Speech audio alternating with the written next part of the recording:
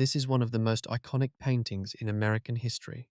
Most people see a stern farmer and his daughter representing rural values, strength, tradition, but look closer at their faces. Really look, this isn't about farming. This is a portrait of something much darker. Two people standing next to each other who have nothing left to say. This is Grant Wood's American Gothic, painted in 1930 during the Great Depression. It's become the most famous American painting ever created. But here's what's interesting. Wood didn't paint this as a celebration. He painted it as a critique. The two figures are a father and his adult daughter, and their expressions tell a story of profound emotional distance, the kind that develops slowly, silently, until two people sharing a house feel completely alone. Today, I want to show you what this painting is really asking. What happens when obligation replaces connection, and how does that show up in a face? Let's start with him, Dr. Byron McKeeby, a dentist from Cedar Rapids, Iowa. And if you study his face, you're looking at a man who has stopped expecting anything from life except endurance. His eyes. Notice they don't focus on her or us. They look through everything. It's the expression of someone who has accepted his fate so completely that he's moved beyond disappointment into something almost hollow. His jaw is clenched, not angrily. That would suggest feeling. This is the tension of someone holding things in, of years of swallowing words, of learning that emotions are unsafe. And his mouth. There's barely one, a thin line, no softness, no possibility of laughter or tenderness. It's the mouth of someone who has decided that showing vulnerability is weakness. The pitchfork he's gripping, notice it's not resting casually, it's held rigidly, and positioned in front of him like a barrier. This tool is more real to him than his relationship with his daughter. It's more dependable, more familiar. A pitchfork doesn't ask questions. It doesn't demand emotional connection. His overall posture is rigid, unbending. And despite being a man who works the land, he's dressed formally in a suit, like he's performing respectability rather than living a life. Everything about his expression says the same thing. I have done what was expected. I have been what I was supposed to be. And it has cost me everything. That's not the face of a proud farmer. That's the face of someone who has surrendered. Now look at her. Her name was Nan Wood Graham. She was Grant Wood's actual sister. Her face tells a completely different story than his, and that's what makes this painting so powerful. Her eyes are softer than his. There's more light there, but it's not happiness. It's awareness. She's still feeling things, still conscious of the emptiness around her. She hasn't yet learned to turn everything off, but look where her eyes are directed. She's not looking at him. She's looking down, away, like she's thinking, is this really my life? Her mouth is slightly open. Unlike his closed line, hers is soft. It suggests words unsaid, things she wants to express but has learned not to. It's like she's about to speak, but then stops herself, every single time, because she's learned that speaking doesn't help, that her words don't land, that silence is safer. Her hands are tense, anxious. She's standing in front of her own house next to her own father, and her body doesn't feel safe. She's wearing a simple dress. Under that apron is black fabric. In Victorian America, black meant mourning. Is she grieving the life she didn't get to live? We can only speculate. And notice her brooch, that cameo portrait. Grant Wood gave similar brooches to several people. They feature Persephone, the Greek goddess who was trapped in the underworld, captured, powerless to escape. Her positioning tells us something too. She's standing slightly behind him, not beside him, behind, like she's accepted a secondary position in her own life. Her overall expression is resignation with a fragile hope that hasn't completely died, but it's dying. You can see it in how she holds herself. She's holding on to something, a memory of what family could be, but her grip is loosening. Here's what's most striking. They never look at each other. Not once. You can spend your entire life with someone and never really see them. That's what Wood is showing.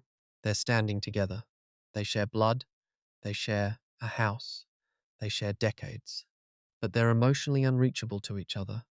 If you read their body language together, here's what you see. He has built walls so high that nothing penetrates them, and she has learned to live in the empty space outside those walls. They don't fight, they don't argue. They've moved beyond that. They coexist, they meet obligations. They sit at the same table, and in the process they slowly disappear. What does a conversation between them sound like? Her, I made dinner. Him, thank you. Her, how was your day? Him, fine. Then silence. Because there's nothing left to say.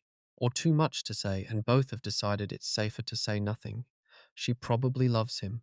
Or loved him once. But that love has been buried under years of unmet needs. Now it's just obligation. He probably cares about her. But caring has become abstract. He provides. He shows up. That's love to him. He doesn't understand why it's not enough. And she's still waiting for something more.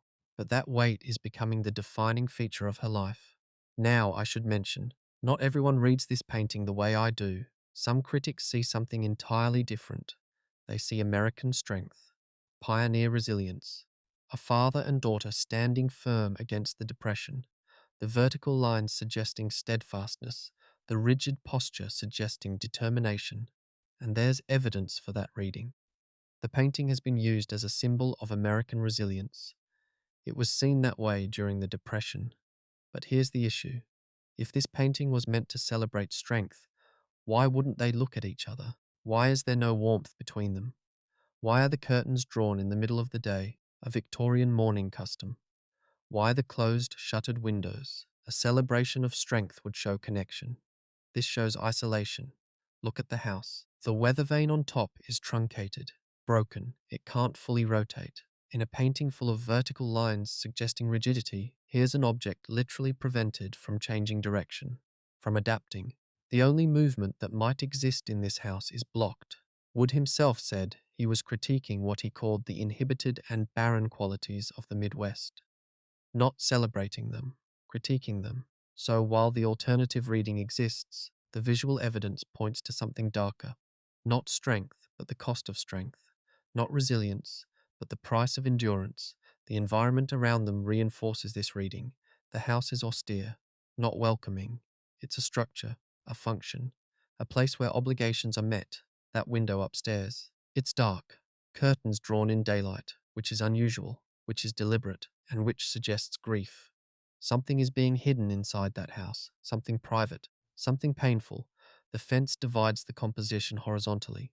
It's a boundary, and boundaries are what relationships become when love becomes responsibility. You stay because you're supposed to. You stay because leaving would disrupt things. You stay because that's what duty demands. The potted plants on the porch are supposed to represent life and growth, but they're contained, restricted, unable to grow freely. The sky is pale and empty. No drama, no storms, just the vast emptiness of a routine life. Wood lived above a funeral home. Death was literally his neighbor. And I think that colors everything about this painting. These figures look like they could be Victorian funerary photographs. The dead posed for remembrance. The life has drained out of them. What remains is just form, structure, shell. This painting appeared at a crucial moment in American culture, 1930. The Great Depression just starting. Artists and intellectuals were asking, what is America? What are our values? What holds us together? Wood's answer is darker than people realized. He's not saying, these people embody American strength. He's saying, this is what happens when we prioritize duty over connection, when we value respectability over authenticity, when we build walls instead of bridges. The painting asks, at what cost do we maintain our image? How much of ourselves do we sacrifice for obligation? And what happens to people when they choose survival over living? These two people have done everything right. They've followed the rules, built a home, met their responsibilities, and in doing everything correctly, they've lost the ability to feel alive. That's the tragedy.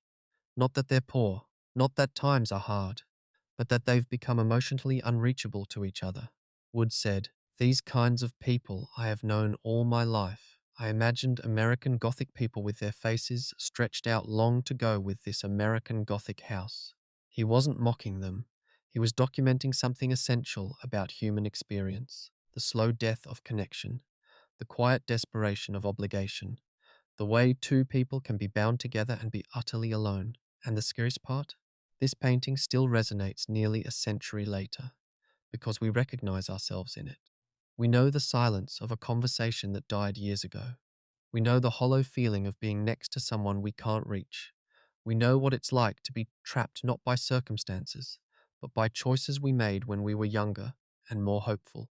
The next time you see this painting, and I recommend you do, In person if possible. Look at their faces, not as symbols, not as representatives of anything.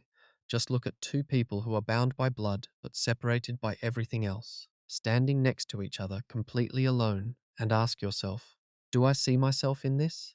Are there people in my life I'm not really seeing? Connections I've let die through silence? Relationships that have become obligation instead of love? Because that's what Grant Wood wanted you to ask.